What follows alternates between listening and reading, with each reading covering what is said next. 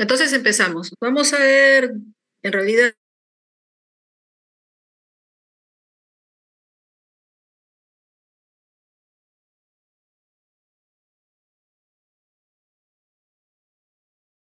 encefalitis. Estos son los objetivos de la clase o qué debemos conocer, ¿no? En relación a la sepsis.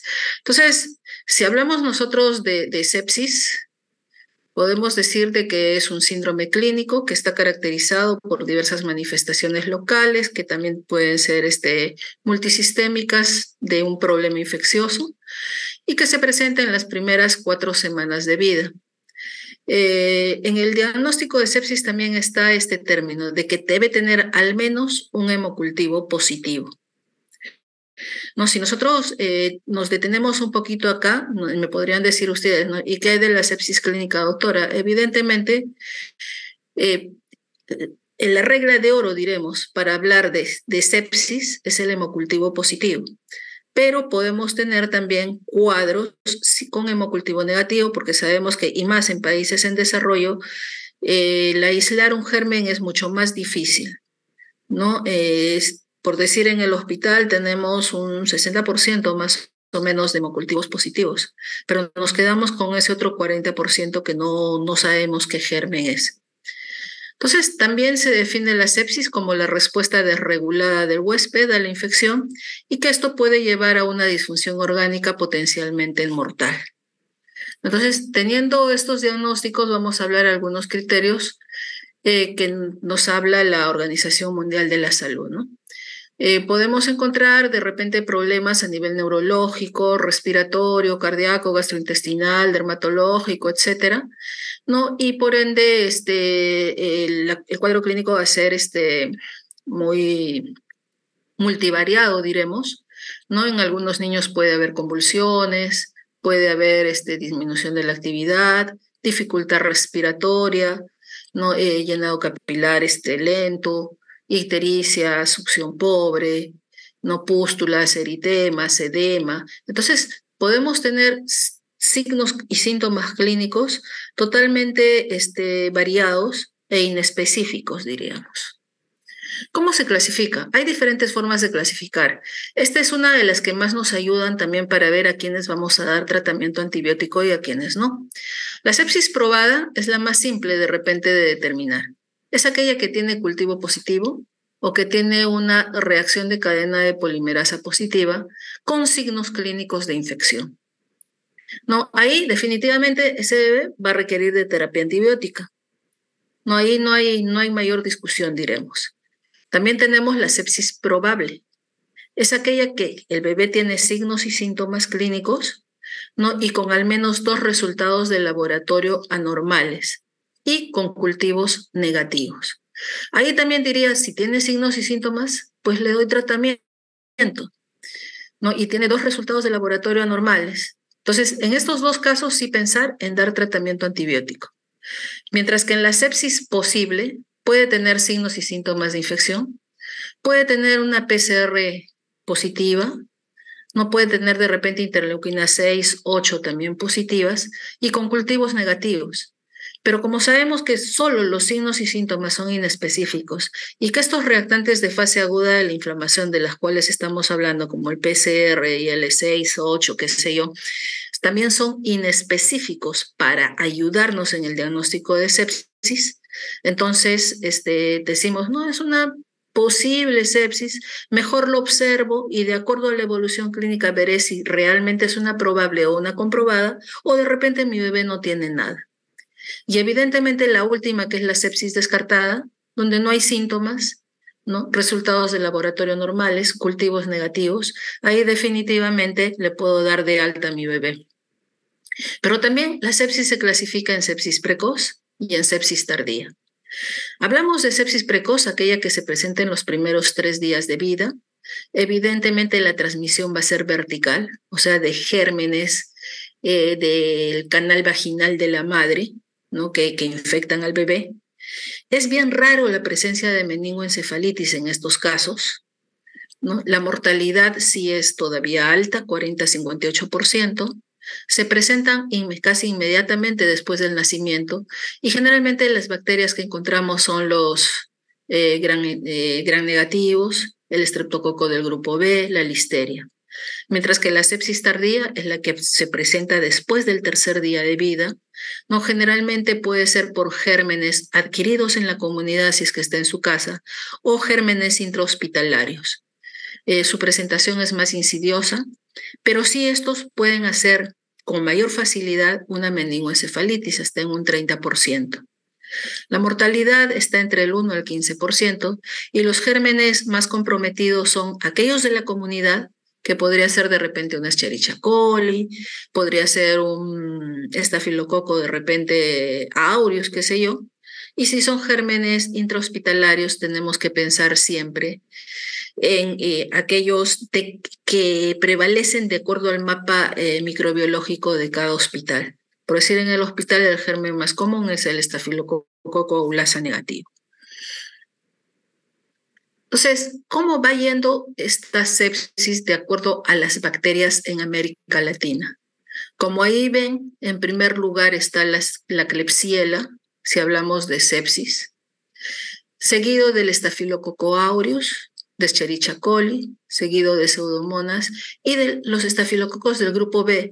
Y si nosotros buscamos la literatura en relación a esto, vamos a ver que, por decir, la población en Estados Unidos, el germen principal va a ser el estreptococo grupo B, que es el que más aíslan y el que más tratan también y al que más importancia le dan. Mientras que yo no sé qué pasa en Latinoamérica.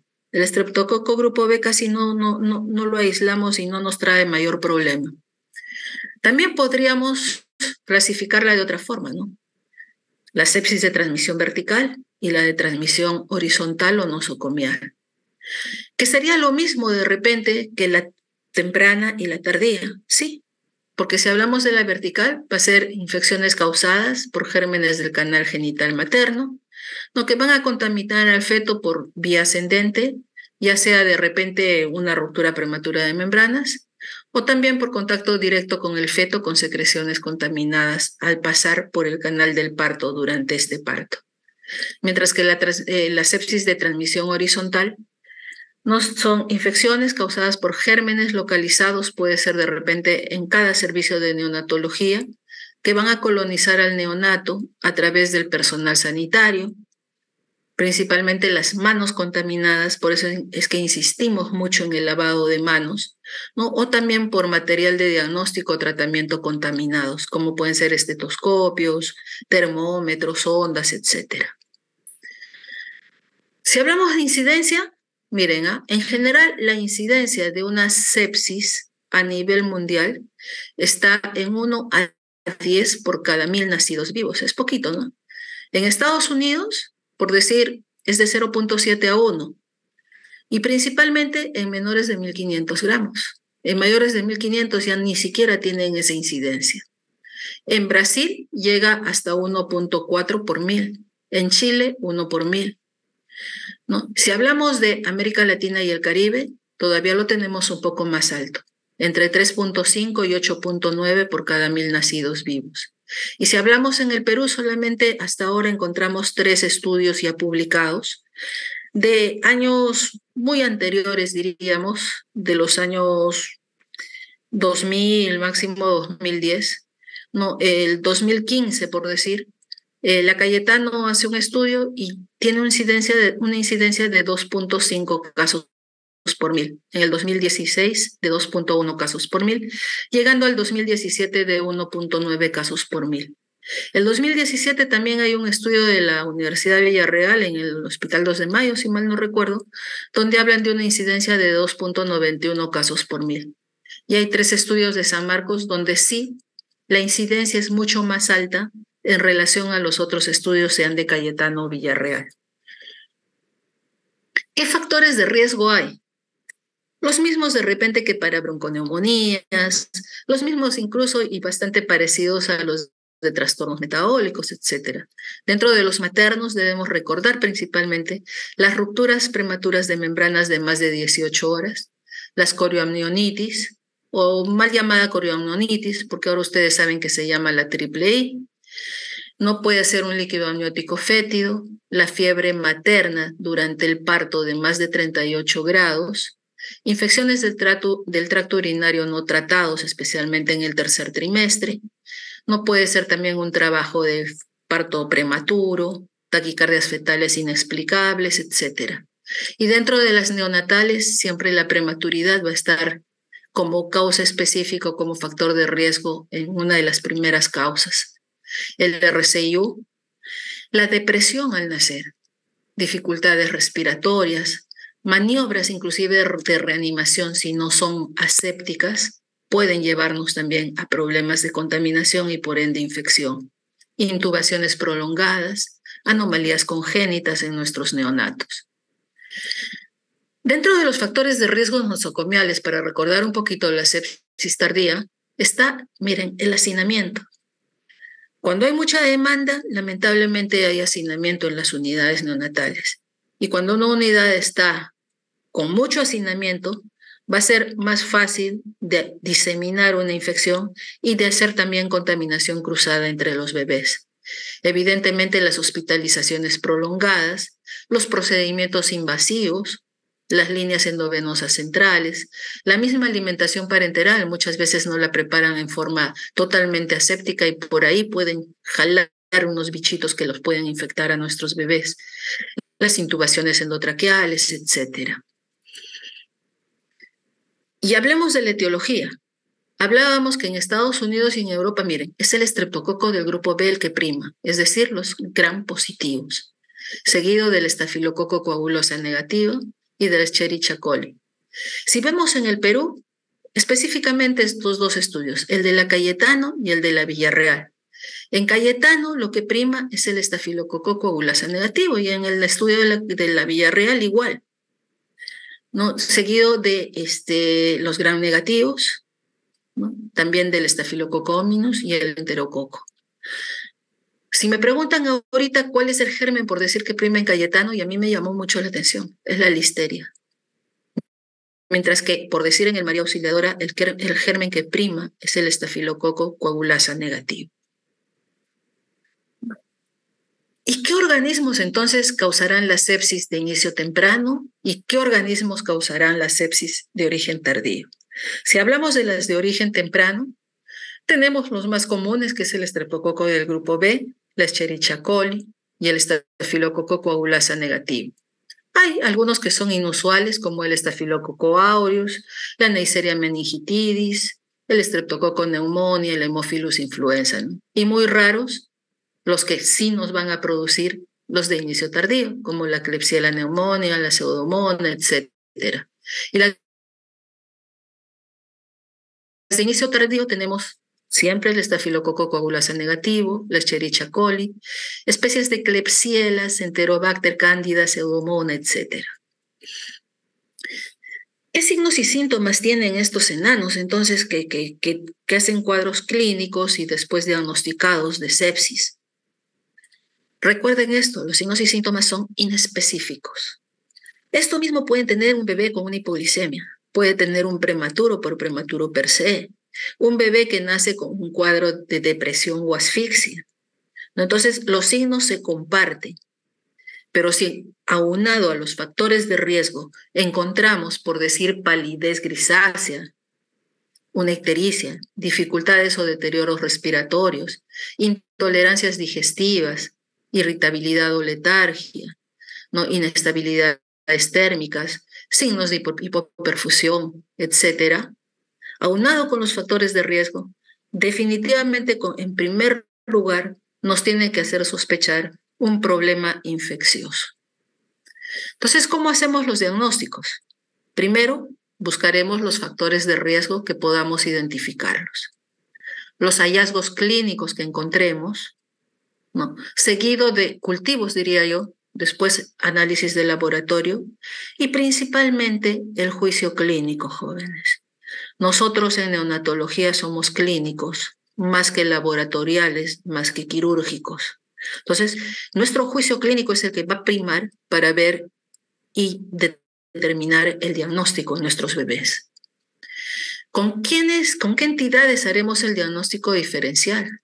una asfixia, ya les dije, dificultades respiratorias, es decir, una membrana hialina me puede hacer sospechar también de una sepsis, una hipertensión pulmonar persistente, malformaciones congénitas cardíacas, anomalías intestinales, errores congénitos del metabolismo, que muchas veces decimos, llega el bebé muchas veces con factores de riesgo y cuadros clínicos con signos y síntomas inespecíficos. Y lo primero que hacemos es sospechar en sepsis e indicarle su tratamiento antibiótico y muchos de estos bebés se nos mueren. No estaremos subdiagnosticando y sospechando mal y no será un error innato del metabolismo. De repente una fenilcetonuria, una galactosemia, etcétera. ¿No? Entonces, en el Perú todavía estamos muy rudimentarios en ese tipo de diagnósticos. Podría ser también un bebé con hipoglicemia, ¿no? Que hay que hacer como diagnóstico diferencial con la sepsis. También los cuadros de deshidratación u otras infecciones connatales crónicas, como son el toxoplasma, citomegalovirus, herpes, qué sé yo. Entonces, ¿qué análisis de laboratorio pedir? Hay muchos, la mayoría de análisis de laboratorio, yo diría el 99.9%, no me hacen diagnóstico de sepsis, ¿no? Tenemos, miren, una variación grande en el recuento de leucocitos, ya que los valores normales que encontramos en los bebés están entre 5.000 y hasta 35.000 al nacimiento. Cuando van pasando los días, va bajando esta cantidad, diremos, ya no hablaremos de 35.000, sino de 30.000. Todo esto nos hará sospechar nada más, pero ninguno nos hace diagnóstico. El índice de neutrófilos totales entre inmaduros, ¿no? Que es mayor de 0.2, también nos hace sospechar, pero no nos hace diagnosticar. Una neutropenia o neutrofilia tiene un valor predictivo positivo más alto que de repente una leucopenia o leucocitosis. Ojo. Las trombocitopenias, especialmente las menores de 100.000, también nos van a hacer sospechar de problemas infecciosos. Y evidentemente ya, pues si en sangre encontramos granulaciones tóxicas o vacuolizaciones, ahí sí debemos sospechar mucho más todavía en problemas infecciosos. Entonces dijimos que el gold estándar de una sepsis era el hemocultivo positivo. Todavía la literatura recomienda tomar 2 muestras de hemocultivo de sitios diferentes, con un intervalo de 30 minutos entre uno y otro.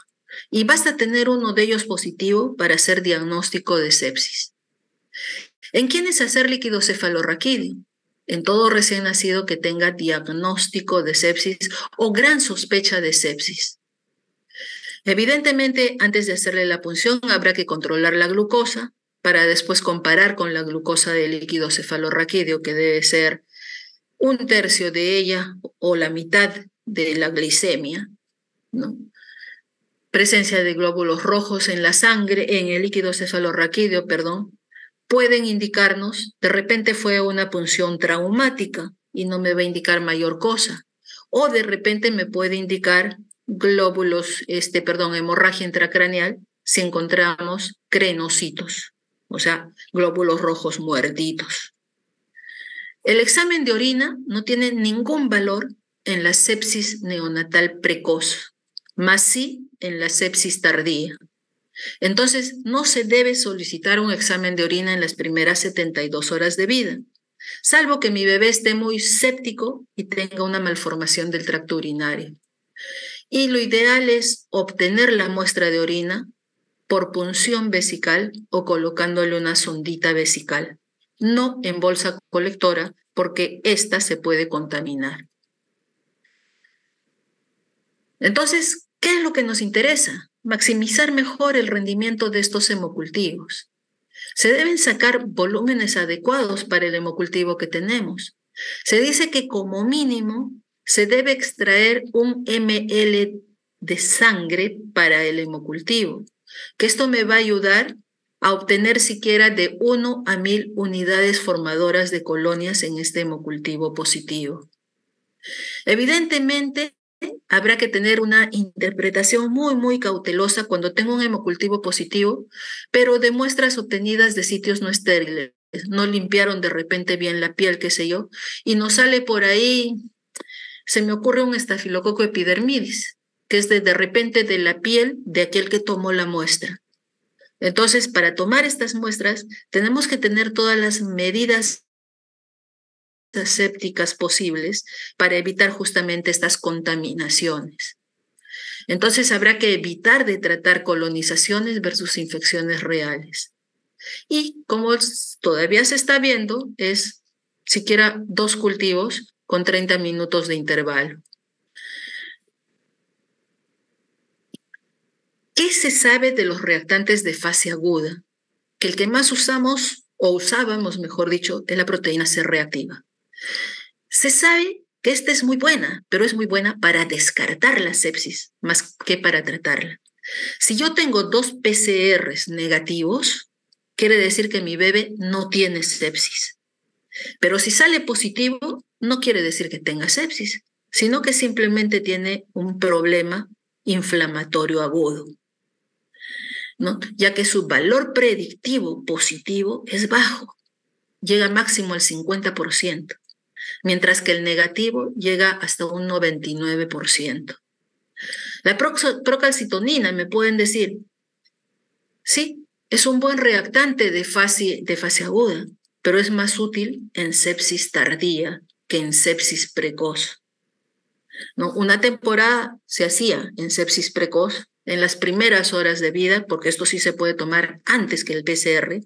El PCR tengo que esperar entre 6 a 12 horas para poderlo hacer, ¿no? Pero ya hay muchos artículos ahora, jóvenes, y eso también aclararles, de que ya la mayoría no está tomando reactantes de fase aguda para hacer un descarte o un diagnóstico de sepsis, no justamente porque sus valores predictivos positivos son bajos. Entonces, a manera de resumen, vamos a ver qué análisis de laboratorio. Hemocultivo, dijimos, que es el gold estándar, pero sacar 1 mililitro de sangre y de 2 sitios diferentes. Si hay diagnóstico de sepsis o una sospecha alta de sepsis, hacer punción lumbar. Examen de orina para sepsis tardía, no para sepsis precoz. Si vemos aspirado traqueal, generalmente ya casi no se está haciendo, ¿no? Porque nos puede salir más que nada contaminaciones cruzadas. Podemos pedir de repente para ver cómo está su función inmunológica, etcétera. Todavía están en investigación, ¿no? Entonces no nos ayuda para nada.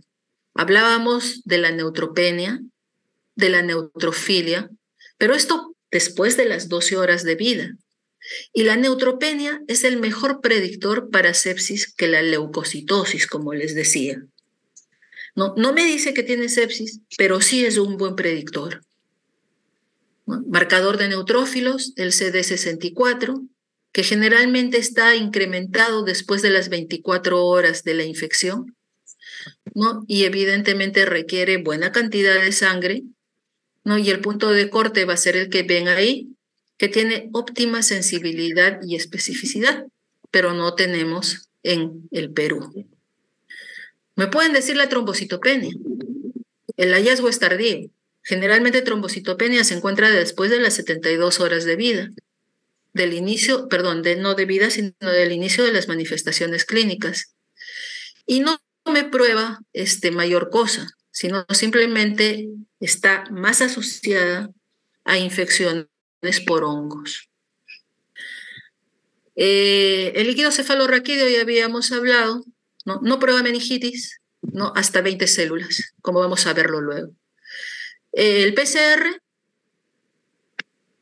tiene buen valor predictivo negativo, dijimos, más no nos hace diagnóstico de sepsis. Entonces, ¿qué tratamiento vamos a dar en nuestros bebés con diagnóstico de sepsis? Va a variar según el cuadro clínico. Habrá que monitorizar principalmente las funciones vitales, a ver cómo están. Veremos si está haciendo fiebre y veremos esa curva febril. Haremos soporte de líquidos y electrolitos. estabilización respiratoria y hemodinámica, indicaremos antibiótico terapia y aislaremos al bebé de acuerdo al agente infeccioso que encontremos. Si es un agente altamente contaminante, habrá que aislarlo más a ese bebé para que no infecte a toda la sala donde se encuentre el bebé. Entonces, ¿qué estrategias de manejo vamos a tener? Por favor, recuerden esto. El antibiótico es bueno para los problemas ya diagnosticados de sepsis. Mas si yo no tengo un diagnóstico, ya sea sepsis probable o sepsis confirmada, perdón, sepsis clínica o sepsis confirmada, es mejor observarlo, porque también los antibióticos nos traen efectos colaterales, como de repente una enterocolitis necrotizante por el uso indiscriminado de antibióticos, retinopatía del prematuro, incluso está ya determinado por el uso de antibióticos, y en la niñez nos pueden traer mayores cuadros de asma, etc. Entonces, habrá que medir este uso de antibióticos. Habrá que maximizar entonces para eso el rendimiento de cultivos. Habrá que elegir una terapia empírica en los casos solamente que se requieran y habrá que ir reevaluando el uso de estos antibióticos una vez iniciados. ¿Qué quiere decir? De repente tengo un prematuro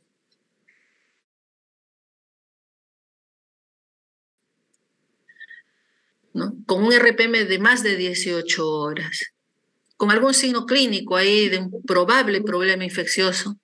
¿Qué me dice la literatura? Que tengo que iniciarle tratamiento antibiótico inmediatamente. Pero también le pediré su hemocultivo. Y al día siguiente, o máximo a los 2 días, estaré viendo el resultado de ese hemocultivo. Si ese hemocultivo es negativo, probablemente entre 48, máximo 72 horas, tenga que estar suspendiendo yo este antibiótico porque mi bebé en realidad no hizo sepsis. Si el hemocultivo es positivo, continuaré con el antibiótico. Ahora me pueden decir, ¿el PCR me puede servir para seguimiento y para ver la respuesta al tratamiento antibiótico? Hasta hace un año les hubiera dicho que sí, pero ya hay estudios que tampoco me sirven para eso. Entonces, ¿cómo se mide el uso de antibióticos?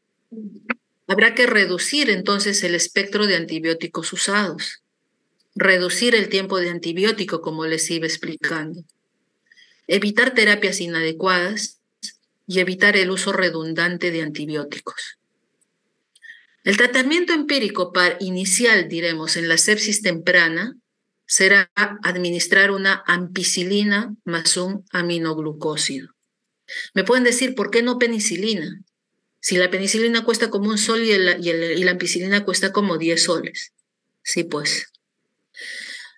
Damos ampicilina porque este antibiótico es el único que es sensible a la Listeria monocitógenes. Y la Listeria monocitógenes, si no la tratamos adecuadamente y prontamente en nuestros bebés, los mata, jóvenes. Por eso es que usamos la ampicilina en vez de la penicilina. Y si mi bebé hace meningoencefalitis, pues tengo que pensar en antibióticos que pasen la barrera hematoencefálica. El aminoglucósido no pasa la barrera hematoencefálica. Entonces cambiaré el aminoglucósido y le daré una cefalosporina de 3ª o 4ª generación. En sepsis tardías trataremos de acuerdo al agente infeccioso. Si es un estafilococo, de repente puedo empezar con una oxacilina con un aminoglucósido. Si no hay mejoría, de repente puedo darle clinda con amino o banco con cefalosporina de 3ª generación. Y en casos ya graves, donde encuentro yo resistencia bacteriana, puedo llegar incluso a dar una anfotericina B-liposomal o también un carbapenén. Nosotros usábamos más antes, creo, ha bajado, el famoso meropenén. De acuerdo al agente infeccioso, si tengo Streptococcus galactiae o Listeria, daré ampicilina y aminoglucósido. Ampicilina por 7 a 10 días, aminoglucósido por 5 a 7 días. Si es una meningoencefalitis, el tratamiento mínimo es 14 días. Si es un gram negativo, por ejemplo, de repente una Escherichia coli, en sepsis tendré que dar tratamiento para 14 días. Y si es una meningoencefalitis, por 21 días. Si es una osteomielitis, como mínimo también 21 días, probablemente más, igual que en una endocarditis, que muchas veces se da hasta 3 meses de terapia antibiótica. Si es un hongo, como mínimo 21 días. Acá tienen diferentes combinaciones de acuerdo al tipo de sepsis que tenemos para que lo vayan revisando, ¿no? ¿Y cuál será el pronóstico en la sepsis temprana? Si tenemos diagnóstico de sepsis y le damos tratamiento precoz a nuestro bebé, la mayoría se van a recuperar y no van a tener complicaciones a largo plazo. La tasa de mortalidad es de aproximadamente 3%, pero esta aumenta cuanto más chiquito es el bebé, aumentando hasta un 16% en los muy bajos pesos. ¿Qué quiere decir? Entre los menores de 1.500 gramos. Evidentemente, la sepsis temprana es un factor de riesgo para el deterioro del desarrollo neurológico a largo plazo, principalmente en los prematuros. Entonces, ¿qué tenemos que hacer en los bebés que han hecho sepsis al nacer en estos prematuros? Habrá que considerarlos recién nacidos de alto riesgo y hacerles seguimiento como mínimo hasta los 5 años para ver cómo va yendo ese neurodesarrollo y también su crecimiento somático. En la sepsis tardía, la tasa de mortalidad aumenta, es hasta un 18%. Si es por gram positivos, la mortalidad va a ser mayor que en los gram negativos. Los factores de riesgo para estas sepsis tardías, evidentemente las intrahospitalarias principalmente, son la intubación, administración de vasopresores, la hipoglicemia, las trombocitopenias y la enterocolitis necrotizante. Los de muy bajo peso que sobreviven, ojo, y acuérdense esto, están en riesgo de sufrir deterioro del desarrollo neurológico a largo plazo, incluido secuelas de parálisis cerebral post-sepsis. Entonces, seguirlos bien e ir previniendo este tipo de secuelas que puede dejar estos problemas infecciosos. Entonces, para poder ver estos problemas de sepsis, hay 5 reglas de oro. Habrá que evaluar primero los factores de riesgo con los cuales nace mi bebé y la estancia hospitalaria, principalmente mayor de 48 horas de los bebés, que aumentan también los problemas infecciosos en ellos. Habrá que pedir solamente los análisis que nos van a ayudar a hacer diagnóstico o nos van a ayudar también a determinar, a descartar que no tiene el problema infeccioso. Si tiene un cultivo positivo, no solamente pedir cultivo, hemocultivo, sino también el antibiograma para ver qué microorganismo es y qué antibióticos son sensibles a este microorganismo. Si mi hemocultivo sale negativo a las 48 horas, suspenderé el antibiótico. Y evidentemente, si la madre es estreptococo del grupo B, ¿no? Ahí habrá que darle tratamiento a la madre desde antes del parto para prevenir la infección en nuestros bebés.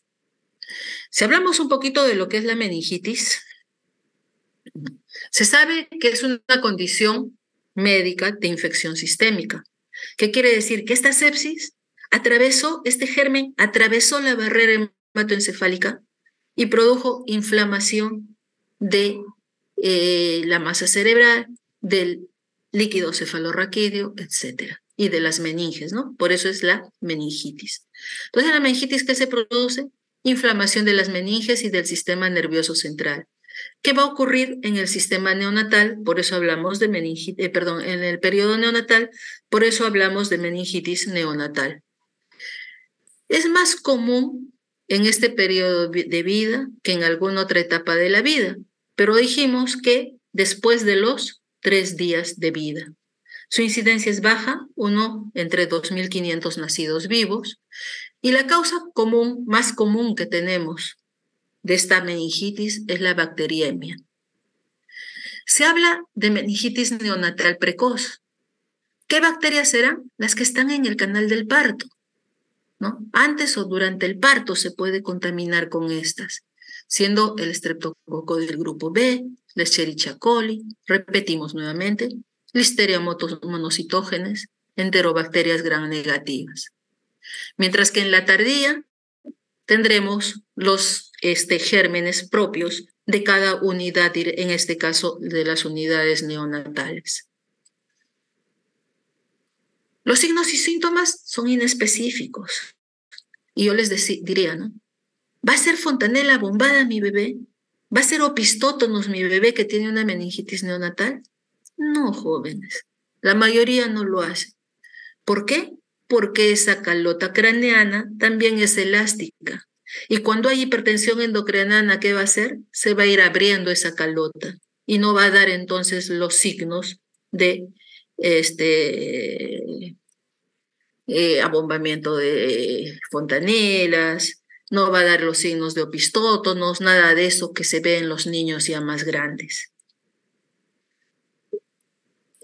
El signo principal, diría yo, que pueden producir son las convulsiones, la fiebre, apneas, distensiones abdominales, puede estar mi bebé irritable o con cianosis, o presentando vómitos o diarreas, desviación de la mirada, etc. ¿Cómo se produce esta meningitis? Cuando hay una siembra hemática o directa, no se va a producir una respuesta inflamatoria por citoquinas que va a llevar al aumento de la permeabilidad de la barrera hematoencefálica.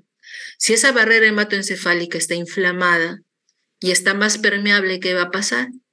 Van a pasar estos gérmenes y van a producir lesión del endotelio capilar, necrosis tisular, lo que va a llevar a un aumento de la presión endocraniana, una hipertensión endocraniana, diremos, edema, hipoxia, isquemia y lesión de estructuras cerebrales, que al final puede llevarnos a problemas de ventriculitis, vasculitis o incluso abscesos intracerebrales. Entonces tenemos las meningitis de transmisión vertical y de transmisión horizontal o nosocomial. ¿Qué factores de riesgo hay en las verticales? Las mismas les diría que para el problema de sepsis. Entonces, corioamnionitis, ruptura de membranas, infecciones del tracto urinario, etc. Y en las nosocomiales, las mismas también que para sepsis. Prematuridad, hospitalizaciones en las UCIs, el uso de antibióticos de amplio espectro también, catéteres centrales, intubaciones, etc. Entonces, ¿cómo hacemos el diagnóstico de la meningitis? La única forma de ayudar en el diagnóstico es mediante punción lumbar. Del punción lumbar pedir el citoquímico, es decir, el citológico y el bioquímico, ¿no? Que tienen ahí los valores abajito para el atérmino y el pretérmino, y también pedir el cultivo de líquido cefalorraquídeo. La verdad que yo tengo casi 25 años trabajando en neonatología. Hasta ahora he observado solamente un cultivo de líquido cefalorraquídeo positivo. Yo no sé por qué todos salen negativos, teniendo muchas veces aumento de celularidades en el líquido cefalorraquídeo. Encontramos muchas veces 10.000, 20.000 leucocitos por campo en un líquido a predominio de polimorfonucleares. Sin embargo, el cultivo no sale negativo. Es importante pedir también un gram, porque eso nos va a ayudar también a ver si es gram positivo o negativo y nos va a ayudar en el tratamiento posterior. Ver si hay glucorraquia.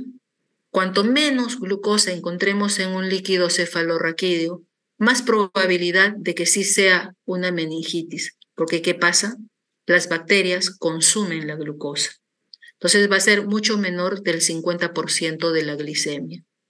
Podemos encontrar hiperproteinorraquias, aumento de proteínas en el líquido, pleocitosis, o sea, leucocitos elevados, y podríamos hacer también prueba de antígenos que nos puede ayudar rápidamente en ese diagnóstico. Entonces, no necesariamente, jóvenes, vamos a tener Podemos tener inclusive menos de 30 leucocitos en un líquido por campo. Si estos menos de 30 leucocitos tienen 60 o más por ciento de polimorfonucleares, ya eso nos está orientando a que es una meningoencefalitis. Entonces, lo que más nos va a orientar es la cantidad de polimorfonucleares que nosotros encontremos en el líquido y las hipoglucorraquias. También podríamos pedir ecografías cerebrales, pero ya eso va a ser a posteriori, porque ya son las consecuencias que puede producir esta meningitis. Mediremos el tamaño de los ventrículos, si hay presencia de coágulos o abscesos, y también se podría pedir tomografías computarizadas para ver qué abscesos hay. ¿Qué otros exámenes? Los mismos que en sepsis. Hemograma completo, que evidentemente va a estar alterado por el problema infeccioso, pero no me va a decir que es una sepsis, por decir, ¿no? Reactantes de fase aguda, PCR, que nos, entre comillas, ayudar principalmente a descartar más que hacer el diagnóstico. ¿Y qué tratamiento damos en las meningoencefalitis? Debemos cubrir inicialmente, mientras no tengamos el resultado del Gram, cubrir para Gram positivos y para Gram negativos. Gram positivos, acuérdense siempre, y también de la listeria, no solo del estreptococo del grupo B o el estafilococo. Por eso, dar una ampicilina. Y para Gram negativos, ¿qué daremos? Un aminoglucósido. Si hay una meningitis, ya el aminoglucósido, dijimos, lo dejamos a un lado. Ya le estaríamos dando una cefotaxima, salvo que sea un Gram positivo, porque el aminoglucósido también puede potenciar el pasaje de la ampicilina por la barrera hematoencefálica. Y si es Gram positivo, la ampicilina va a actuar rápidamente pasando por la barrera hematoencefálica para tratar inmediatamente estos cuadros de meningitis. Pero si es un Gram negativo, podrá pasar mucha ampicilina a la barrera hematoencefálica, pero el Gram negativo no lo va a cubrir bien la ampicilina. Entonces, en ese caso, daremos una ampicilina con una cefalosporina de tercera o cuarta generación, y a dosis máximas recomendadas. Si la dosis de ampicilinas es 50 miligramos por kilo para sepsis, en la meningoencefalitis hasta triplicamos la dosis, 150 miligramos por kilo dosis. Y también los intervalos, si podríamos dar cada 12, cada 8 horas, en la meningitis podemos darlo cada 8, cada 6 horas. Y el tratamiento va a ser de acuerdo a si es Gram positivo o Gram negativo. Para los Gram positivos, tratamiento mínimo 14 días en meningitis por Gram positivos y 21 días por Gram negativos. Ahora, si no tengo la bacteria, si no aislé el germen en sangre ni en líquido cefalorraquídeo, como tratamiento empírico inicial, empezamos con ampicilina más una cefalosporina de tercera generación, en este caso una cefotaxima, o de cuarta generación un cefepime. Me pueden decir, ¿y por qué no ceftriaxona? La ceftriaxona no se usa en neonatología. ¿Por qué no usamos en neonatología?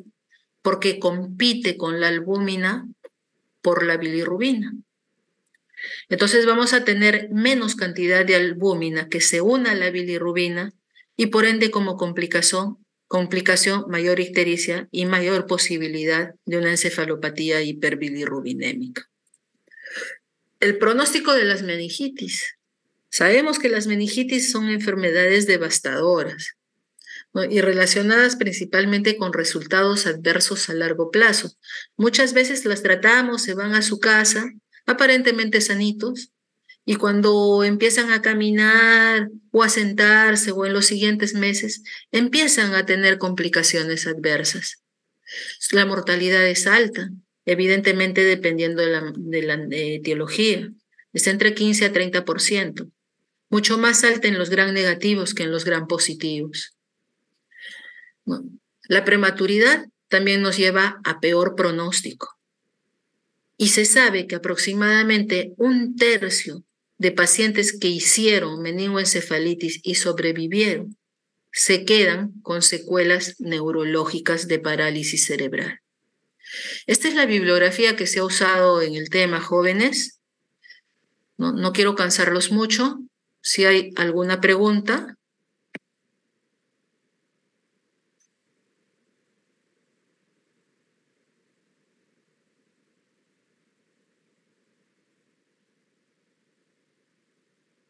¿No hay preguntas? Todo claro, doctor. Ok, Catherine. ¿Para todos es claro?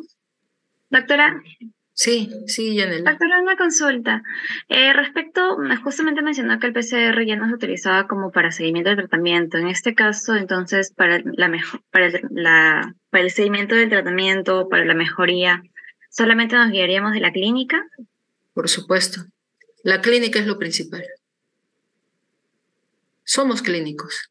Y la clínica es la que tenemos que verla bien y evaluarla. Podemos evaluar cómo va yendo mi bebé cada 2 horas, cada 4 horas, cada 6 horas, de acuerdo a la evolución que tiene. Si tiene una evolución adecuada, ya iré espaciando esas evaluaciones.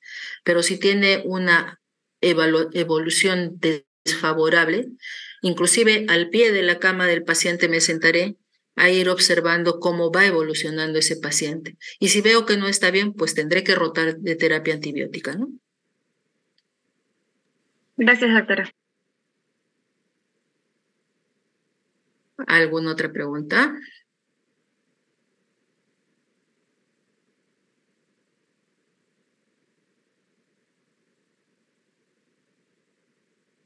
Si no hay más preguntas, ya estamos terminando.